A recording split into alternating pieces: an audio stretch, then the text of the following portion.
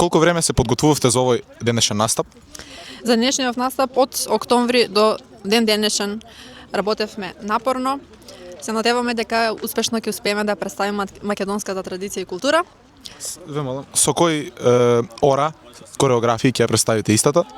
Копачија и водарки, женските само ќе играат. Ташно. Кој дијалект да зборувам? На кој сакате? На штипски може, одлично. Ајде. Добар ден, денеска сме тука со Сашка Стојановска. Мило ми е, значи Сашка, да ве прашам дали претходно имате искуство во некое културно-уметничко друштво? Немам. Ова е прв пат, така? Во тука во Германија во Македонскиот културен центар Илинден. Така, голем поздрав до нив. Како се чувствувате по повод денешниот настап? Супер. Возбудено. Спремни? Спремна. Најспремни. Најспремна. Да. Ке се представите со кои кореографии? Копачија и водарки. Одлично. Благодарам. Машките со ајдучко. Токму така. Благодарам многу. Моло. Сега дознавме со кои кореографии ќе настапи Македонскиот културен центар Илинден во Германија, Минхен, па ќе продолжиме со интервјуто понатам.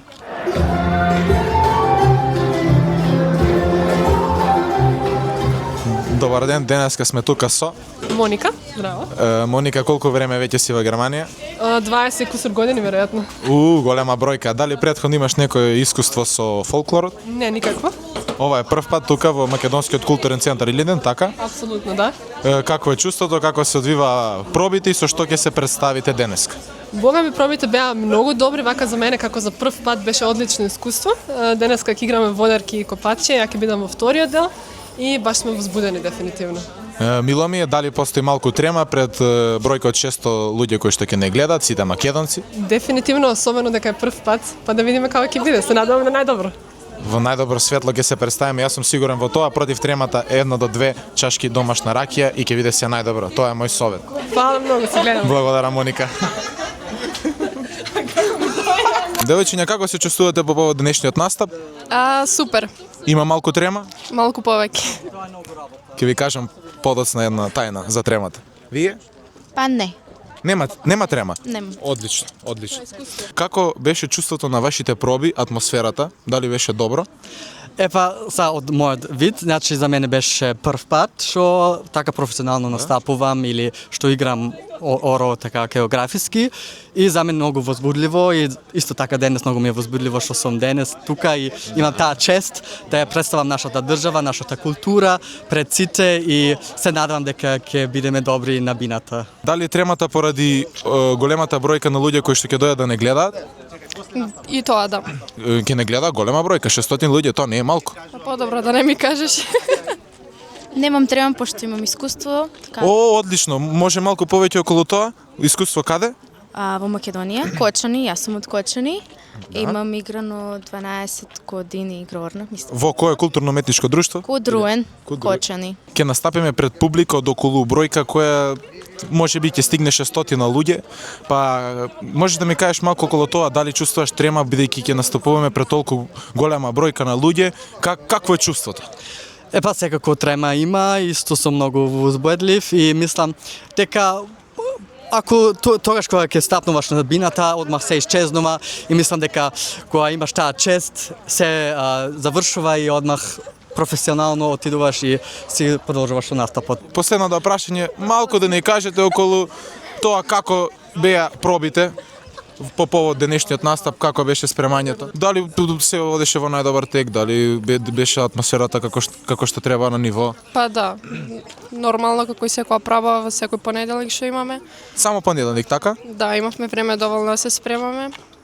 Веќе 4, 5, 6 месеци? Па да, од октомври. Од октомври. Така. За атмосферата нешто повеќе на Па пробите? добро, интересно, смешки. Тоа е најбитно, сите да се смееме. Грешки. Така, грешки, смешки, со тоа одиме понатам. За тремата, домашна ракија по една голтка пред настап и ќе биде се најдобро. Да. Ви благодарам многу. На Андреја денеска што ќе игра копачи од незиното кичеа. Абе неќе ја. Сега тука сме со Андреја. Значи Андреја потекнува од кическиот крај, па да видиме да ја прашаме како се чувствува по поводот бидејќи се игра кореографија од незиниот предел. Па супер се чувствувам. Да. Добар ден, денеска сме тука со Со Благојче Баже. Благојче Миломије. Колку време веќе си во Германија? Па 3, скоро 4 години. И да те прашам, во ова денеска што ќе го правиме тука, имаме настап, така? Така да се дружиме малку да. Да ни кажеш нешто повеќе околу твоето претходно искуство во некој културно-уметничко друштво, односно фолклорот? Па да, долги години, па 13, 14, 15 години скоро бев дел од Куд Јонче Христовски во Скопје. Од 6 години почнав да играм и така брзо се залюбив во фолклорот, во традицијата и останав долго со неа. Така, огромно искуство можам да кажам. Трема претпоставувам нема после толка во искуство. Нема, можеби малку сега кондицијски да видиме како ќе биде. Кондицијата Долго време не сум играл, па ама желбата е голема.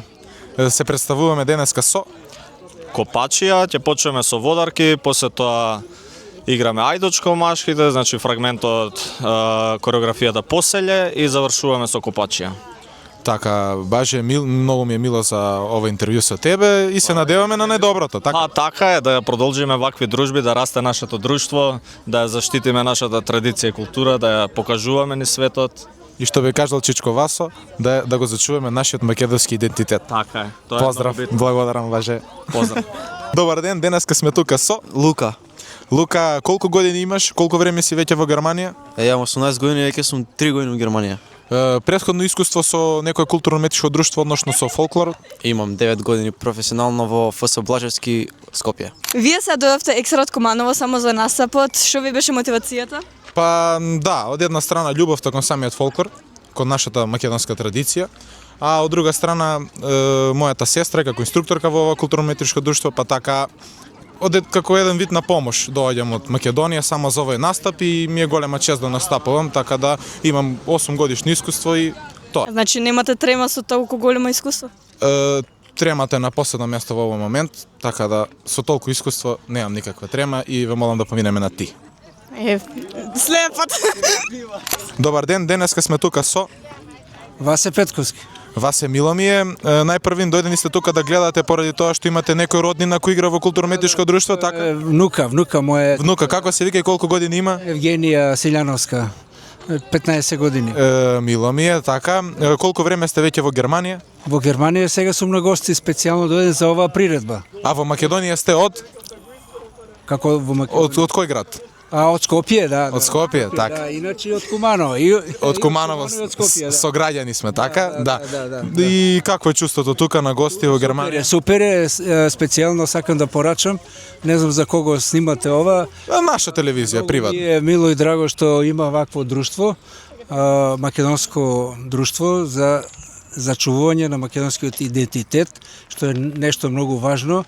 Младите можеби не се ни толку свесни колку е важно македонската традиција да ја сочуваат, да ја негуваат и да се шири. Да се шири најбитното во другите земји, како на пример тука. Сите деца македонски, македончиња и машки и женски треба да се знаат својата историја, треба да се знаат својата музика, своите игри, песни и да ги негуваат и секој дете би требало да помине, секој дете македонско треба помине неколку години во вакво друштво за да научи да игра и да пее македонски ори и македонски песни. Со цел да ја зачуваме нашата традиција која што е богата. Не само традиција, него најважно идентитетот. На прво место е идентитетот, значи да се чувствуваат како македонци.